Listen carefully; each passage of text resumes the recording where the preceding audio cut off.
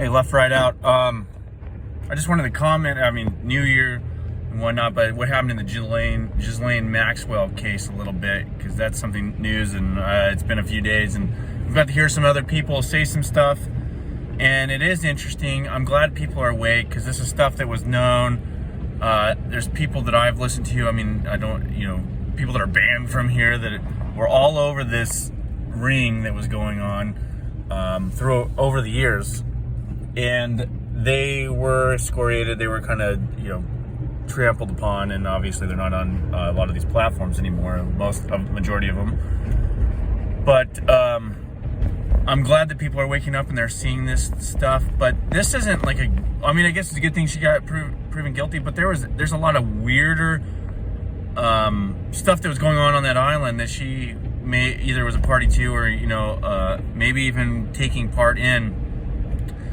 That I don't think was ever taken up in the trial, and then we won't ever really know because we'll never see the documents. And you want to talk about the people? You can name names. You don't even have to see the.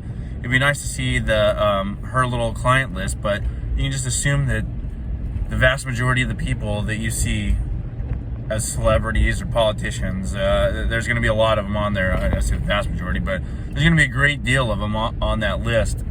Very popular politicians.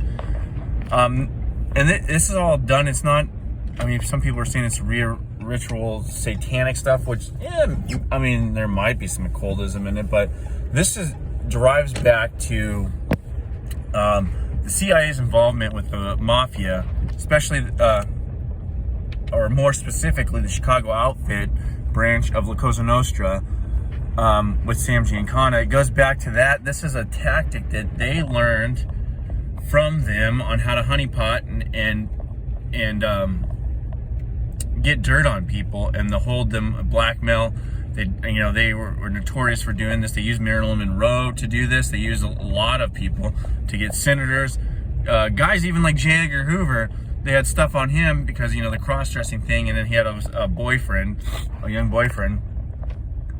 But the mafia and the CIA worked together in a number of regards, and they picked up these tactics from them, and then ever since has been employing them in other intelligence agencies and whatnot. So Epstein was an intelligence agent for not only, I believe he was for a Mossad, but also our CIA, and this was a way to get dirt on high-level people.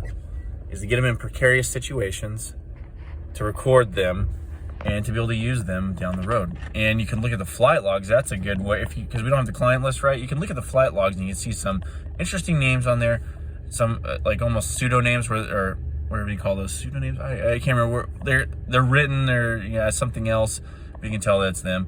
Like Chief Justice Roberts apparently is on there. I think it doesn't say Chief Justice Roberts or anything, but it says something Roberts. And we can only assume that and it would explain some of his interesting rulings, especially with regard to like Obamacare and whatnot. But that kind of stuff is a reality, and I think most of the people have come to terms with that is sort of reality. They just don't know exactly how it's done. I'm just telling you right now that's the history of it, and then now it's employed by various intelligence agencies, and so there's a lot of dirt on a lot of people. And then now with the internet, it's even easier to find this kind of stuff and to compile a file on anybody and be able to use that whenever they get in a position of power. But anyway, yeah, it dates back Sam Giancana, Chicago outfit, and they utilized this, and they were working intimately with the CIA. And then you can tie that in the JFK. JFK was also honeypotted by these guys, or attempted to, but they did it, they were more concerned about his father. His father told the outfit and the other families in La Cosa Nostra that, JFK would be really friendly to them, and then he turned around and kind of backstabbed him. So they had an axe to grind with him. But so did the intelligence agencies for a number of reasons. We won't get into that. But anyway, Ghislaine Maxwell should be in prison. I, asked what resort she's going to. I don't think they'll really knock her off. I think this is just part of the thing. You got to look at her family history and intelligence and whatnot. So, she knows what. I don't think she's none the wiser. She's 60 years old. She's be in prison. She'll probably get out early. God only knows. Just look at all the cover up cover up the evidence that wasn't shown, the cover up by the FBI, the tapes, those tapes I'm talking about, those tapes and other documentation of people in precarious, high-level people in precarious positions that are put there doing, I can't even say these things on here because who knows, I get flagged. But that stuff was covered up by the FBI when they went and raided the island. Also, when they raided all that evidence, yeah, while it's known, like we know that the FBI is there and they have, they presumably have items, itemized or what do you call that? I can't remember. My brain's not firing well, but they have those things documented. We got this laptop or we got this hard drives or whatever, and they weren't presented in the court. But who knows what was destroyed. But these kind of things are just kind of shuffled away. We look at like Anthony Weiner's laptop, which is a lot of hype around that.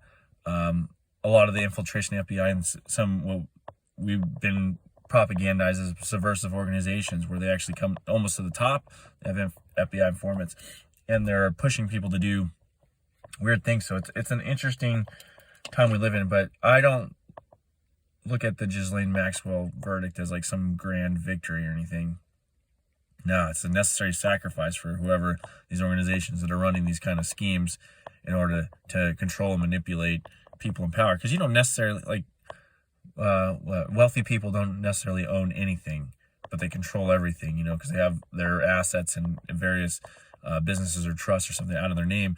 And that's the same way these intelligence agencies are kind of looking at these politicians and whatnot. Or, not all people in the intelligence agency or in the FBI, but certain parts of them, certain individuals that are in the administrative state too. You look like any of those guys, but it's like, well, they don't have to own that spot as like whatever a president or a justice or a politician, but all they have to do is control them, and the easiest way to do that is to get them in these positions. Now, the other question is like, how are they in these positions? Because they've obviously are not the best people allowing themselves to be tempted in such, in these pedophilic type rings.